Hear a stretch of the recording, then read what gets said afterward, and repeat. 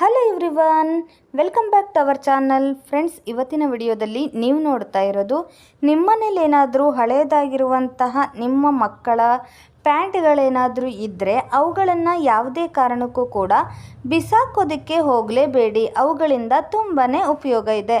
ನೋಡಿ, ಈ ರೀತಿ ಪ್ಯಾಂಟನ್ನು ನಾವೇನು ಮಾಡ್ತೀವಿ, ಹಳೇದಾಯಿತು, ಇದೇನಕ್ಕೂ ಇನ್ನು ಯೂಸ್ ಆಗೋಕ್ಕೆ ಆಗೋದೇ ಇಲ್ಲ, ಒರೆಸ್ಲಿಕ್ಕೂ ಬರೋದಿಲ್ಲ, ಹಾಗೆ ಇಟ್ಟೇನು ಮಾಡೋದು ಅಂತ ಹೇಳಿ ಬಿಸಾಕ್ಬಿಡ್ತೀವಿ ಅಲ್ವಾ. ನೋಡಿ, ಈ ಪ್ಯಾಂಟನ್ನು ನಾವೇನು ಮಾಡ್ತೀವಿ, ಮತ್ತೆ ನಾನು ಮರುಬಳಕೆ ಹೇಗೆ ಮಾಡೋದನ್ನು ತಿಳಿಸ್ಕೊಡ್ತಾ ಇದ್ದೀನಿ. ನೋಡಿ, ಈ ರೀತಿ ಕ್ಲಾತನ್ನು ನಾವು ಒರೆಸ್ಲಿಕ್ಕೂ ಆಗೋದಿಲ್ಲ ಅಂತ ಹೇಳಿ ಬಿಸಾಕ್ಬಿಡ್ತೀವಿ. ಬಟ್ ಅದನ್ನು ಒರೆಸೋದು ಬೇಡ, ಮತ್ತೆ ಬೇರೆ ರೀತಿಯಲ್ಲಿ ಮರುಬಳಕೆ ಹೇಗೆ ಮಾಡ್ಬೋದು ಅಂತ ತಿಳಿಸ್ಕೊಡ್ತಾ ಇದ್ದೀನಿ. ನೋಡಿ, ಫಸ್ಟ್ ನೀವೇನು ಮಾಡಬೇಕು, ಈ ಪ್ಯಾಂಟನ್ನು ಈ ರೀತಿ ಫಸ್ಟು ಹಾಸ್ಕೊಳ್ಳಿ. ನಂತರ ಈ ರೀತಿ ಮೇಲ್ಗಡೆ ಭಾಗವನ್ನು ನೀವು ಹೀಗೆ ಕಟ್ ಮಾಡ್ಕೊಳ್ಬೇಕಾಗತ್ತೆ. ವಿಡಿಯೋ ನೋಡ್ತಿದ್ರೆ ನಿಮಗೆ ಕ್ಲಿಯರಾಗಿ ಗೊತ್ತಾಗ್ತಿರ್ಬೋದು. ನೋಡಿ, ಹೀಗೆ ನಾನು ಮೇಲ್ಗಡೆ ಇರುವಂತಹ ಭಾಗವನ್ನು ಕಟ್ ಮಾಡ್ತಾ ಇದ್ದೀನಿ ಪ್ಯಾಂಟಿನಲ್ಲಿ.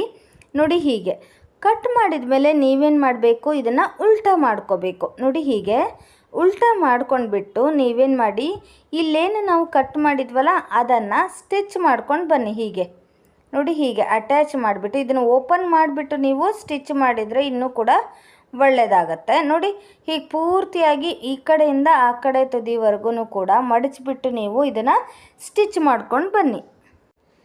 ನಾನಿಲ್ಲಿ ಸ್ಟಿಚ್ ಮಾಡೋದನ್ನು ಕೂಡ ತೋರಿಸ್ತಾ ಇಲ್ಲ. ಸ್ಟಿಚ್ ಮಾಡೋದನ್ನು ತೋರಿಸಿದರೆ ತುಂಬ ಲೆಂತಿ ವಿಡಿಯೋ ಆಗಿಬಿಡುತ್ತೆ. ಹಾಗಾಗಿ ನಾನಿಲ್ಲಿ ಜಸ್ಟ್ ನಿಮಗೆ ಹೇಳ್ತಾ ಇದ್ದೀನಿ. ನೋಡಿ, ಹೀಗೆ ನೀವು ಏನು ಮಾಡಬೇಕು, ಈ ರೀತಿ ಮಡಚಿಬಿಟ್ಟು ಈ ಪ್ಯಾಂಟಿನ ಬಟ್ಟೆಯನ್ನು ನೀವೇನು ಮಾಡಬೇಕು, ಇದನ್ನು ಸ್ಟಿಚ್ ಮಾಡ್ಕೊಂಡು ಬನ್ನಿ.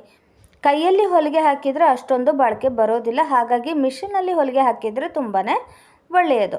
ನೋಡಿ, ಈ ರೀತಿ ಹೊಲಿಗೆನ ಹಾಕಿಬಿಟ್ಟು ನೀವು ನೋಡ್ತಿರ್ಬೋದು, ಇವಾಗ ನಾನು ಪೂರ್ತಿಯಾಗಿ ಇಲ್ಲಿ ಸ್ಟಿಚ್ ಮಾಡ್ಕೊಂಡು ಬಂದಿದ್ದೀನಿ. ನಂತರ ಈ ಉಲ್ಟಾ ಮಾಡ್ಕೊಂಡಿದ್ವಲ್ವ ನಾವು, ಅದನ್ನು ಸೀದಾ ಮಾಡ್ಕೊಳ್ಳೋಣ.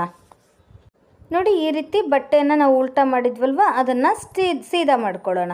ನಂತರದಲ್ಲಿ ನೀವೇನು ಮಾಡಬೇಕು ಅಂದರೆ, ನಿಮ್ಮ ಮನೇಲಿ ಏನಾದರೂ ಹಳೇದಾಗಿರುವಂತಹ ಸರ ಏನಾದರೂ ಇದ್ದರೆ ಅದನ್ನು ಕೂಡ ಇದಕ್ಕೆ ಅಟ್ಯಾಚ್ ಮಾಡಬಹುದು, ಅಥವಾ ನೀವು ಹ್ಯಾಂಡಲ್ನ ರೆಡಿ ಮಾಡಿಬಿಟ್ಟು ಅದನ್ನು ಕೂಡ ನೀವು ಇದಕ್ಕೆ ಅಟ್ಯಾಚ್ ಮಾಡಬಹುದು.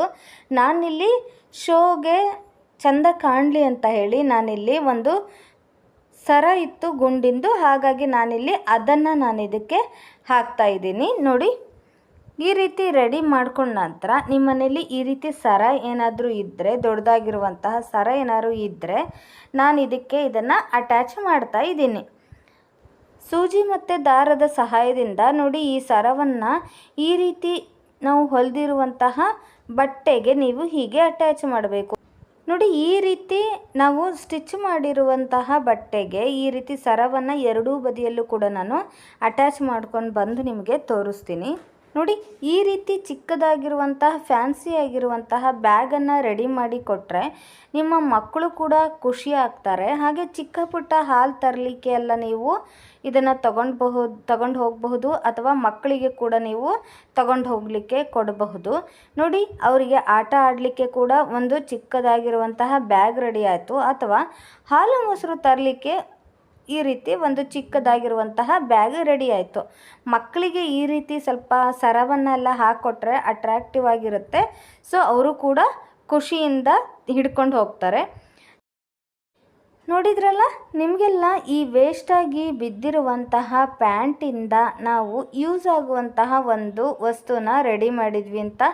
ನಿಮಗಿಷ್ಟ ಆದರೆ ಮರಿದೇನೆ ಲೈಕ್ ಮಾಡಿ. ಹಾಗೆಯೇ ನಮ್ಮ ಚಾನಲ್ನ ಯಾರೂ ಸಬ್ಸ್ಕ್ರೈಬ್ ಮಾಡ್ದೇ ನೋಡ್ತಾ ಇದ್ದೀರಾ, ದಯವಿಟ್ಟು ಈಗಲೇ ಸಬ್ಸ್ಕ್ರೈಬ್ ಮಾಡ್ಕೊಳ್ಳಿ. ಹಾಗೆ ಈ ಕನ್ನಡ ಚಾನಲ್ನ ಪ್ರೋತ್ಸಾಹಿಸಿ. ನೀವು ನೋಡ್ತಿರ್ಬೋದು ಬ್ಯಾಗಿನ ಒಳಗಡೆ ಎಷ್ಟು ಜಾಗ ಇದೆ, ಹಾಗೆ ಎಷ್ಟು ಹಿಡಿಯುತ್ತೆ ಅಂತ ಹೇಳಿ. ನಿಮ್ಮ ಮನೇಲಿ ಏನಾದರೂ ಹಳೆ ನೈಟಿ ಇದೆಯಾ, ಅಥವಾ ಟವಲ್ ಇದೆಯಾ, ಫ್ರಾಕ್ಗಳಿದೆಯಾ, ಏನೇ ಇದ್ದರೂ ಕೂಡ ಬಿಸಾಕಲಿಕ್ಕೆ ಹೋಗಲೇಬೇಡಿ. ಅದೇನಾದರೂ ಒಳ್ಳೆ ಕಂಡೀಷನಲ್ಲಿ ಇದೆ ಅಂತ ಆದರೆ ಖಂಡಿತವಾಗ್ಲೂ ನೀವು ಅದನ್ನ ಬಿಸಾಕಲಿಕ್ಕೆ ಹೋಗಬೇಡಿ. ಒಳ್ಳೆ ಕಂಡೀಷನಲ್ಲಿ ಇರುವಂತಹ ಬಟ್ಟೆಗಳನ್ನು ನೋಡಿ, ಈಗ ಫ್ರಾಕು ತುಂಬ ಚೆನ್ನಾಗಿದೆ, ಸ್ವಲ್ಪ ಕೂಡ ಅದು ಲಡ್ಡಾಗಿಲ್ಲ ಬಟ್ಟೆ, ಬಟ್ ಇಲ್ಲಿ ಸ್ವಲ್ಪ ಹೊಲಿಗೆ ಬಿಚ್ಚಿದೆ. ಸೊ ಹಾಗಾಗಿ ನಾನೇನು ಮಾಡ್ತಾ ಇದ್ದೀನಿ, ಈ ಫ್ರಾಕನ್ನು ಕಟ್ ಮಾಡಿಬಿಟ್ಟು ಒಂದು ಉಪಯುಕ್ತವಾದಂತಹ ವಸ್ತುನ ರೆಡಿ ಮಾಡ್ತಾ ಇದ್ದೀನಿ. ಸೊ ಹಾಗಾಗಿ ಯಾರೂ ಕೂಡ ವಿಡಿಯೋನ ಸ್ಕಿಪ್ ಮಾಡ್ದೇ ಎಂಡ್ವರೆಗೂ ನೋಡಿ. ಮೊದಲನೇದಾಗಿ ನಾನೇನು ಮಾಡ್ತಾ ಇದ್ದೀನಿ, ಈ ಫ್ರಾಕನ್ನು ಹಾಸ್ಕೊಂಡ್ಬಿಟ್ಟು ನೋಡಿ 2 ಪಾರ್ಟಾಗಿ ಇಲ್ಲಿ ಇದನ್ನು ಕಟ್ ಮಾಡ್ಕೊಳ್ತಾ ಇದ್ದೀನಿ. ಮೇಲ್ಗಡೆ ಪಾರ್ಟನ್ನು ನನಗೆ ಬೇಡ ಇವಾಗ, ಸೊ ಹಾಗಾಗಿ ಅದನ್ನು ಕಟ್ ಮಾಡಿ ತೆಗಿತಾ ಇದ್ದೀನಿ. ನಿಮಗೆ ಆಲ್ರೆಡಿ ಇವಾಗ ನಮ್ಮ ಚಾನಲ್ನಲ್ಲಿ ನೀವು ನೋಡ್ತಾ ಇರ್ಬೋದು, ಹಳೆ ಬಟ್ಟೆಗಳಿಂದ ನೀವು ಯಾವ್ಯಾವ ರೀತಿ ರಿಯೂಸ್ ಮಾಡ್ಕೋಬಹುದು ಅದನ್ನು ಅಂತ ಹೇಳಿ ನಾವು ಈಗ ಆಲ್ರೆಡಿ ತುಂಬ ವಿಡಿಯೋ ತೋರಿಸಿದ್ದೀವಿ. ಸೊ ಹಾಗಾಗಿ ನಮ್ಮ ಚಾನಲ್ನ ನೋಡ್ತಾನೆ ಇರಿ, ನಿಮಗಿನ್ನೂ ಉಪಯುಕ್ತವಾಗಿರುವಂತಹ ವಿಡಿಯೋಗಳು ಸಿಗ್ತಾನೆ ಹೋಗುತ್ತೆ. ನೋಡಿ, ಮೇಲ್ಗಡೆ ಭಾಗವನ್ನು ನಾನು ಕಟ್ ಮಾಡ್ಕೊಂಡ ನಂತರ ಮತ್ತೆ ನಾನು ಸೈಡಿಗೆ ಇದನ್ನು ಕಟ್ ಮಾಡ್ಕೊಳ್ತಾ ಇದ್ದೀನಿ. ಇದು ಫುಲ್ ಇವಾಗ ಓಪನ್ ಆಗುತ್ತೆ. ಇದು ಫ್ರಾಕಿಗೆ ಹೆಂಗೆ ಡಬಲ್ ಲೇಯರ್ ಇತ್ತಲ್ವಾ, ಇದನ್ನು ನಾವು ಹೀಗೆ ಕಟ್ ಮಾಡ್ಕೊಂಡ್ಬಿಟ್ರೆ ಸೈಡಿಗೆ ಫುಲ್ಲು ಸಿಂಗಲ್ ಲೇಯರ್ ಆಗಿ ಪೂರ್ತಿ ಓಪನ್ ಆಗಿರುತ್ತೆ. ನೋಡಿ, ಈ ರೀತಿ ಕಟ್ ಮಾಡ್ಕೋಬೇಕಾಗತ್ತೆ ಇವಾಗ ನೀವು. ನೋಡಿ, ಈ ಫ್ರಾಕ್ಗಳೆಲ್ಲ ಒರೆಸ್ಲಿಕ್ಕೂ ಬರಲ್ಲ, ಹಾಗೇ ನಮಗೆ ಹಾಕಲಿಕ್ಕೂ ಆಗ್ತಿಲ್ಲ ಅಂತ ಹೇಳಿ ನೀವೇನು ಮಾಡ್ತೀರಿ, ಬಿಸಾಕ್ಬಿಡ್ತೀರಿ ಅಲ್ವಾ. ಸ್ವಲ್ಪ ದಿನ ಆದ ತಕ್ಷಣ ಅಥವಾ ಇದು ಹಾಕಿ ಬೇಜಾರಾಯಿತು ಅಂದ ತಕ್ಷಣ ನಾವೇನು ಮಾಡ್ತೀವಿ, ಬಟ್ಟೆಗಳನ್ನು ಬಿಸಾಕ್ಬಿಡ್ತೀವಿ. ಬಟ್ ಇದು ಕಾಟನ್ ಆಗಿದ್ದರೆ ಸ್ವಲ್ಪ ಒರೆಸ್ಲಿಕ್ಕಾದರೂ ನಾವು ಯೂಸ್ ಮಾಡ್ತೀವಿ. ಬಟ್ ಕಾಟನ್ ಅಲ್ಲ ಅಂತ ಅಂದ್ಕೊಳ್ಳಿ, ಆಗ ನಮಗೆ ಉಳಿದಿರೋದೇನು ಬಿಸಾಕೋದಷ್ಟೇ ಆಗಿರುತ್ತೆ. ಸೊ ಈ ಥರ ನಮಗೆ ಕಾಟನ್ ಅಲ್ಲದೆ ಇರೋಂತಹ ಬಟ್ಟೆಗಳನ್ನು ಯಾವ ರೀತಿ ಯೂಸ್ ಮಾಡಬಹುದು ಅಂತ ನಾನೀಗ ತೋರಿಸ್ತಾ ಇದ್ದೀನಿ. ನೋಡಿ, ಈ ಫ್ರಾಕನ್ನು ನಾನು ಪೂರ್ತಿ ಸಿಂಗಲ್ ಲೇಯರ್ ಆಗಿ ಈ ರೀತಿ ಕಟ್ ಮಾಡ್ಕೊಂಡಿದ್ದೀನಿ. ನಿಮ್ಗೆ ಆಲ್ರೆಡಿ ನಾನು ತೋರಿಸಿದ್ದೀನಿ, ಮೇಲ್ಗಡೆ ಭಾಗವನ್ನು ಕಟ್ ಮಾಡಿ ತೆಗೆದಿದ್ದೀನಿ. ಹಾಗೆಯೇ ಸೈಡ್ ಇದ್ದಿದ್ದ ಹೊಲಿಗೆನೂ ಕೂಡ ನಾನು ಬಿಚ್ಚಿದ್ದೀನಿ. ಈಗ ಪೂರ್ತಿ ಒಂದೇ ಲೇಯರ್ ಆಯಿತು. ಇದಾದ ನಂತರ ನೋಡಿ, ಒಂದು ಹಳೆಯದಾದಂತಹ ನಾನಿಲ್ಲಿ ಟವಲನ್ನು ತೊಗೊಂಡಿದ್ದೀನಿ. ಏನಾದರೂ ಕಲೆ ಆಗಿತ್ತು ಅಂತ ಹೇಳಿ ನಾವು ಬಿಟ್ಬಿಟ್ಟಿರ್ತೀವಲ್ವಾ, ಅಥವಾ ಇದು ಒರೆಸಿ ಬೇಜಾರಾಯ್ತಪ್ಪ ತುಂಬ ಹಳೇದು ಅಂತ ಕೂಡ ನಾವು ಬಿಟ್ಟಿರ್ತೀವಿ. ಸೊ ಅಂಥ ಟವಲನ್ನು ನಾನೀಗ ಯೂಸ್ ಮಾಡಿಕೊಂಡು ಒಂದು ವಸ್ತುನ ನಾನು ರೆಡಿ ಮಾಡ್ತಾಯಿದ್ದೀನಿ. ನೀವು ಅದಕ್ಕಾಗಿ ಏನು ಮಾಡಬೇಕು ಅಂದರೆ, ನೋಡಿ, ಈ ಟವಲನ್ನು ಎಡ್ಜಿರುತ್ತಲ್ಲ, ಅಂಚಿರುತ್ತಲ್ವ, ಕರೆಕ್ಟಾಗಿ ನೋಡಿ ಆ ಟವಲ್ ಸೈಜಿಗೆ ನಾವೇನು ಮಾಡಬೇಕು, ಇದನ್ನು ಕಟ್ ಮಾಡ್ಕೋಬೇಕು. ಈ ಫ್ರಾಕ್ ನಾವೇನು ಕಟ್ ಮಾಡ್ಕೊಂಡ್ವಲ್ಲ ಬಟ್ಟೆನ, ಅದನ್ನು ನೋಡಿ ಹೀಗೆ ಅಳತೆ ನೋಡಿಕೊಂಡು ನೀವು ಅದು ಟವಲ್ ಎಷ್ಟಿದೆಯಲ್ಲ ಅಳತೆ, ಅದೇ ಅಳತೆಯಲ್ಲಿ ನೀವು ಇದನ್ನು ಕಟ್ ಮಾಡ್ಕೋಬೇಕು. ಇದು ಜಾಸ್ತಿ ಇರೋ ಕಾರಣ ನಾನೇನು ಮಾಡ್ತೀನಿ, ಈಗ ಅದನ್ನು ಕಟ್ ಮಾಡ್ಕೊಂಡು ತೊಗೊಬಂದಿದ್ದೀನಿ.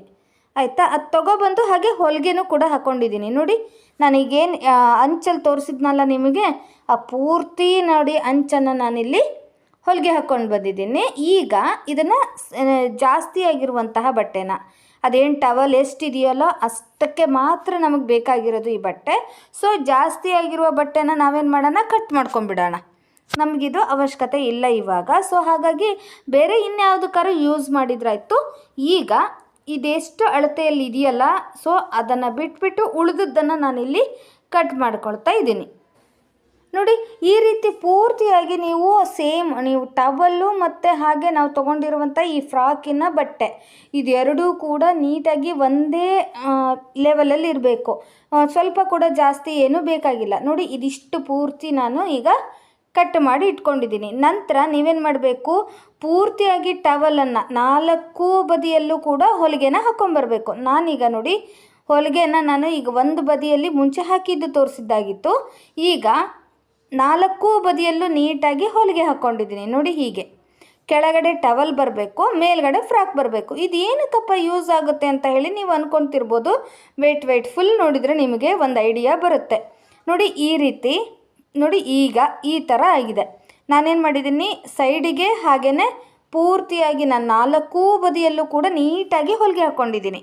ನೋಡಿದ್ರಲ್ಲ, ಎಷ್ಟು ಸುಂದರವಾಗಿರುವಂತಹ ಮ್ಯಾಟು ರೆಡಿ ಆಯಿತು. ನೀವು ಇದನ್ನು ಬೆಡ್ ಕೆಳಗಡೆ ಕೂಡ ಹಾಕಬಹುದು, ತುಂಬ ಚೆನ್ನಾಗಿ ಕಾಣಿಸುತ್ತೆ. ನೋಡಿ, ಈ ರೀತಿ ಮ್ಯಾಟ್ಗಳನ್ನು ನೀವು ಬೆಡ್ ಕೆಳಗಡೆ ಉದ್ದಕ್ಕೆ ಹೀಗೆ ಹಾಕಿದರೆ ನಿಮ್ಮ ಬೆಡ್ ಸ್ಪ್ರೆಡ್ ಕೂಡ ಗಲೀಜಾಗೋದಿಲ್ಲ, ತುಂಬ ನೀಟಾಗಿರುತ್ತೆ. ಅಥವಾ ನೀವು ಮಕ್ಕಳಿಗೆ ಹೋಮ್ವರ್ಕ್ ಬರಲಿಕ್ಕೆ ಅವಾಗೆಲ್ಲ ನೀವು ಕೆಳಗಡೆ ಇದನ್ನು ಮ್ಯಾಟ್ ಥರ ಹಾಕಿಬಿಟ್ಟು ಅವ್ರನ್ನ ಕೂರಿಸ್ಲಿಕ್ಕೂ ಕೂಡ ಯೂಸ್ ಮಾಡ್ಕೋಬಹುದು. ಅಥವಾ ಕಾಲು ಒರೆಸೋಕ್ಕೆ ಕೂಡ ನೀವು ಹಾಕಬಹುದು. ಅಥವಾ TV ಟೇಬಲ್ಲಿಗೆ ನೀವು ಮೇಲ್ಗಡೆ ಕೂಡ ಇದನ್ನು ಹಾಕ್ಬೋದು. ಅಥವಾ ಊಟಕ್ಕೆ ಕೂತ್ಕೊಂಡಾಗ ಪಂತಿ ಚಾಪಿ ಥರ ಕೂಡ ನೀವು ಯೂಸ್ ಮಾಡ್ಕೋಬಹುದು.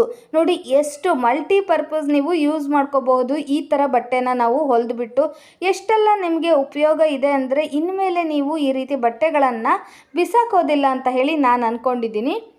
ನೋಡಿ, ಪಂತಿ ಚಾಪಿ ಥರ ಯೂಸ್ ಮಾಡಲಿಕ್ಕಂತೂ ಸಖತ್ತಾಗಿದೆ. ಹಾಗೆಯೇ ಮಕ್ಕಳಿಗೆ ನೆಲದ ಮೇಲೆ ಕೂರುವಾಗ ಇದನ್ನು ಹಾಸ್ಬಿಟ್ಟು ಕೂರ್ಲಿಕ್ಕೂ ಕೂಡ ತುಂಬಾ ಚೆನ್ನಾಗಾಗುತ್ತೆ.